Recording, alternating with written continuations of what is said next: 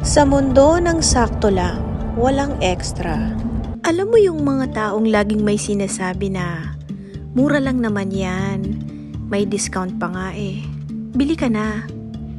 Ako nga, mas mahal pa yung nabili ko dyan. Pero ang hindi nila alam, hindi lahat may pambili.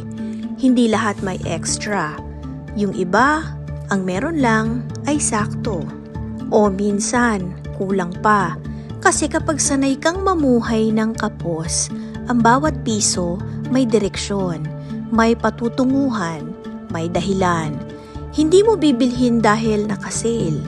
Hindi mo pipilitin dahil trending. Kasi natutunan mong unahin ang kailangan kaysa sa gusto. It's not being stingy, it's being wise. Wisdom na galing sa paulit-ulit na pagtitipid. Sa mga gabing kailangan mong mamili, bigas ba o bayad sa kuryente? Kaya next time, kung may marinig ka mang ganon, huwag agad humusga.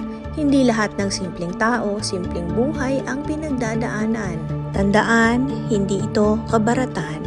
Ito'y karunungan na hinubog ng kakulangan. Like this content, follow for more.